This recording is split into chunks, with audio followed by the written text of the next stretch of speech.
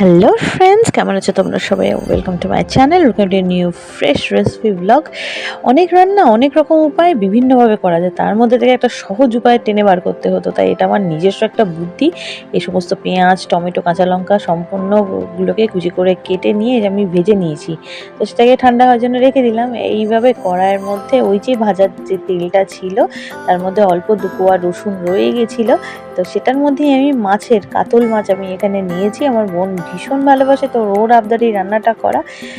এত গরমের মধ্যে রান্নাটা করতে হচ্ছে, কিন্তু আবার তাড়াতাড়িভাবে করে ফেলতে হবে এবং কিন্তু টেস্টিটা হওয়াটা মাস্ট, তাই না? তো সেক্ষেত্রে কিভাবে করলে টেস্টি করা যায় সেরকম বুদ্ধি বার করতে গিয়ে আজকে এভাবে একটা বুদ্ধি বের করেই ফেললাম। তো মশলাগুলোকে তো ভেজে রেখেই দিয়েছি, অন্য কিচ্ছু দেওয়া নেই, কোনো নুন টুন আমি কিন্তু দিইনি ওই ভাজাগুলোতে।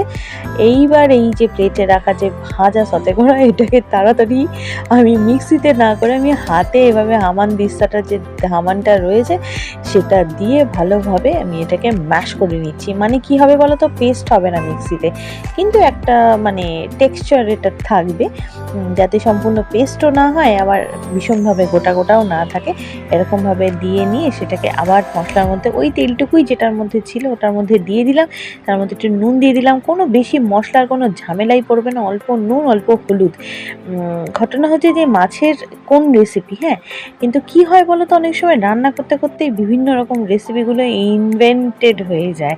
তো সেটাই হলো আজকে। তো আমি মোটামুটি এবার চিন্তা করতে থাকলাম এর মধ্যে কী দেওয়া যায়। তো বোন আমাকে বলছিল কি দই কাতলা করে। এবার দই কাতলার তো ট্র্যাডিশনাল যে সমস্ত রেসিপি সেগুলো করতে গেলে একটু টাইম কনজিউমিং। তো আমি নিজের মতো করে একটা রেসিপি ট্রাই করলাম আর কি। তো সেখানে এই মশলাগুলোকে ভেজে টেজে নিয়ে একটু কষা হয়ে গেলে একদম দইটাকে ডাইরেক্ট দিয়ে দিলাম। টক দই ওই ধরো 50 গ্রামের মতো টক দই, অল্প একটু মাদার ডেয়ারি টক দইয়ের ওই ছোটো কাপটা থেকে আমি নিলাম এটা।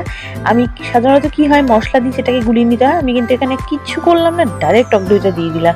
অনেকে ভাবতে পারো যে ফেটে যেতে পারে এবং এটা কোনো পদ্ধতি হলো রান্নার, কিন্তু আমার কাছে বাবা এটাই পদ্ধতি, যে রান্না সহজে হয়, যে রান্না টেস্ট হয়। আর এক এক সময় একটু ট্র্যাডিশনালের বাইরে গিয়েও রান্না করাটা কিন্তু ট্রাই করা যেতেই পারে, খেতে কিন্তু খারাপ হয় না। মাঝে একটু জল দিয়ে দিলাম যাতে মাছের মধ্যে মশলার ফ্লেভারটা সম্পূর্ণভাবে ঢুকে যায়। আর সামান্য একটু চিনি তোমরা দিতেও পারো, আমরা কিন্তু বাড়িতে কেউ চিনি দেওয়াটা বিশেষ পছন্দ করি না, তো আমরা দিই না। সেক্ষেত্রে ভালো করে ফুটিয়ে নিতে হবে, বেশিক্ষণ সময় লাগেই না, এরকম একটু গামাখা গামাখা দারুণ একটা টেক্সচার। খেতে কিন্তু মন্দ হয়নি জানো তো, বুনু কিন্তু বেশ প্রশংসাই করলো। অবশ্যই রেসিপিটা বাড়িতে ট্রাই করো। ভিডিওটা ভালো লাগলে লাইক শেয়ার কমেন্ট করে দিও। আজকের মতো আসি, টাটা।